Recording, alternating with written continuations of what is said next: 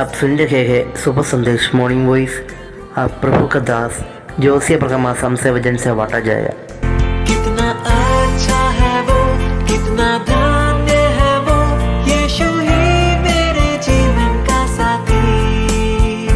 कितना अच्छा है वो, कितना धन्य है वो, यीशु ही मेरे जीवन का साथी।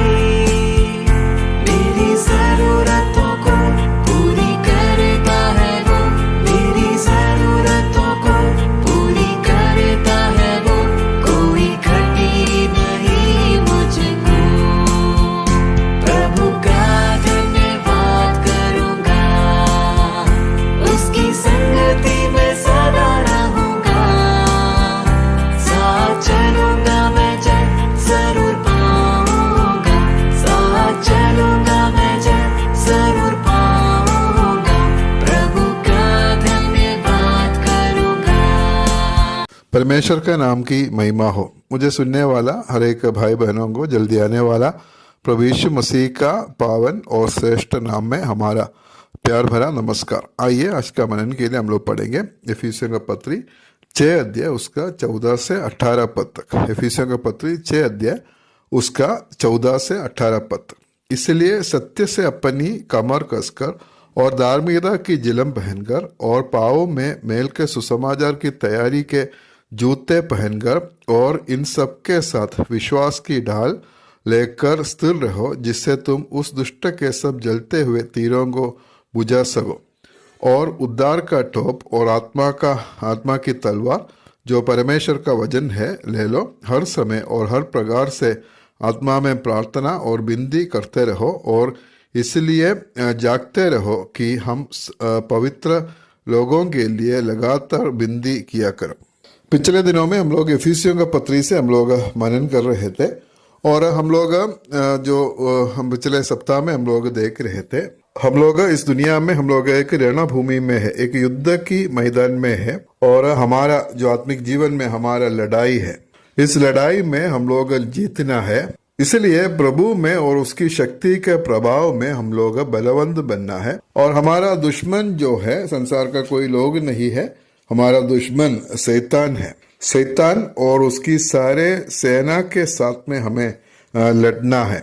और लड़ाई में हम लोग देख रहा था, हम लोग बलवंत बनना है। प्रभु की सामर्थ्य में, प्रभु की शक्ति से हम लोग बलवंत बनना बहुत जरूरी है। हम अपना ताकत से हम लोग इस शत्रु को हरा नहीं सकता है, क्योंकि ये जो शत्रु शैतान जो है हमसे बहुत बलशाली है। इसलिए सर्वशक्तिमान परमेश्वर का मदद, उसकी ताकत हमें बहुत जरूरी है। इसलिए प्रभु की शक्ति पर बलवंत होकर हम इस शत्रु से हम लोग लड़ना है। और इस युद्ध में हम लोग उसके बाद में हम लोग क्या करना है, हम लोग इधर हम लोग जो पढ़ा है 13 पद में हम ऐसे पढ़ते हैं, परमेश्वर के सारे हथियार बांध लो कि तुम बुरे दिन में सामना कर सको। हम लोग क्या करना है, परमेश्वर के सारे हथियार बांध लेना है। बिना हथियार से हम लोग लड़ाई नहीं कर सकता है और इस युद्ध में हमें हथियार की जरूरत है और ये हथियार हमें परमेश्वर दिया है। और परमेश्वर के सारे हथियार हम लोग बांध कर हम लोग इस युद्ध करना है। और हमें मालूम है इफिसियों का पत्री एक कारागृह पत्री है, जो बंदीगृह पत्री है और पौलुस अभी बंदीगृह में है। और ये पत्री लिखने का समय में एक सैनिक पौलुस का सामने है। हम लोग प्रेरितों का काम 28 का 16 में हम लोग उस बात को हम लोग देख सकते हैं। जब हम रोम में पहुंचे तो पौलुस को एक सैनिक के साथ जो उसकी रखवाली करता था, अकेले रहने की आज्ञा मिल गई। और ये जो सैनिक है ये पूरा हथियार बांधा हुआ एक सैनिक है। और पौलुस जब ये पत्री लिखता है, हमारा जिस आत्मिक युद्ध में शैतान के साथ में जो लड़ने के समय में हम लोग क्या क्या हथियार पहनना है उसके विषय में इधर पौलुस कहता है। और वो हथियार क्या क्या है, हम लोग 14 पद में हम लोग पहले हथियार के बारे में हम लोग देखता है।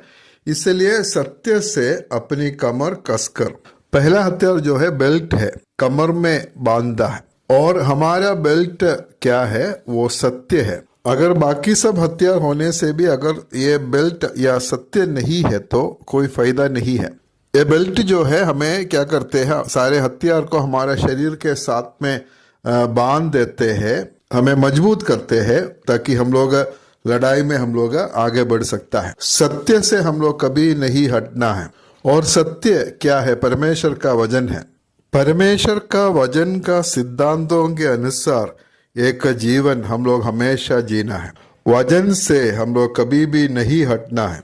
और उसके साथ में हमारा जीवन का हर एक जो बात में सच्चाई होना चाहिए। इफिसियों का पत्री 4 अध्याय उसका 25 पद में हम लोग पढ़ते हैं, इस कारण झूठ बोलना छोड़कर हर एक अपने पड़ोसी से सच बोले, क्योंकि हम आपस में एक दूसरे के अंग हैं। हमेशा सच बोलना, हमेशा सत्य बोलना है।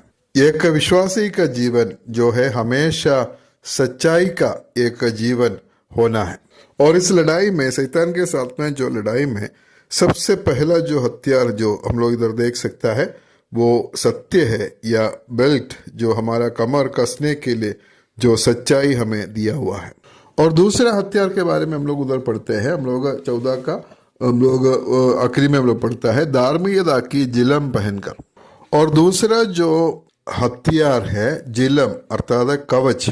और ये कवच जो है ये सैनिक का गर्दन से जो जांघों तक उसका रक्षा करता है। और हमें दिया हुआ ये जो कवच है वो हमारा धार्मिकता है। धार्मिक आचरण और व्यक्तिगत धार्मिकता हमें होना चाहिए। हम लोग जो भी कार्य करेंगे उसमें पूरा न्याय होना चाहिए। अन्याय के बात कभी भी हमारा जीवन में नहीं होना है। अगर धार्मिकता नहीं है तो हम लोग इस लड़ाई में जल्दी घायल हो सकता है। और इसलिए धार्मिकता का जिलम पहनकर हम इस लड़ाई में आगे बढ़ेंगे। और तीसरा जो हथियार हम लोग 15 पद में हम लोग पढ़ता है, पाँव में मेल के सुसमाचार की तैयारी के जूते पहनकर। तीसरा जो हथियार है जूते। जूता अगर नहीं है या जूता अगर सही नहीं है तो हम लोग अच्छा से चल नहीं सकता है, अच्छा से खड़ा नहीं हो सकता है। और इस आत्मिक युद्ध में हम कौन सा जूता पहनना है हम लोग इधर देख सकते हैं। और पाँव में मेल के सुसमाचार की तैयारी के जूते पहनकर हमें सुसमाचार से परिचित होना चाहिए। सुसमाचार के लिए हमेशा तैयार रहना। पहला पत्रस 3 अध्याय उसका 15 पद में मैं इसे पढ़ते हैं, पर मसीह को प्रभु जानकर अपने अपने मन में पवित्र समझो।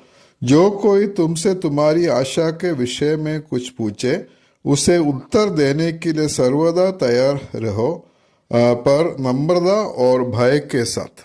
हमारा आशा के विषय में कोई भी हमें पूछे तो हमेशा उसको जवाब देने के लिए हम लोग तैयार रहना है। और सुसमाचार जो है हमें इस जो युद्ध के मैदान में शैतान के साथ में जो लड़ाई में हमें आगे जाने के लिए, आगे बढ़ाने के लिए हमें मदद करता है।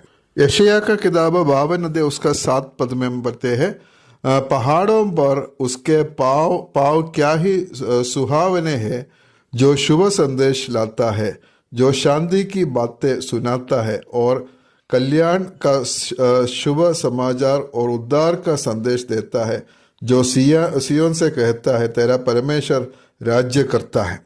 पहाड़ों में सुसमाचार लाने वालों का पाँव क्या ही सुहावने है बोलकर हम लोगों को देख सकता है।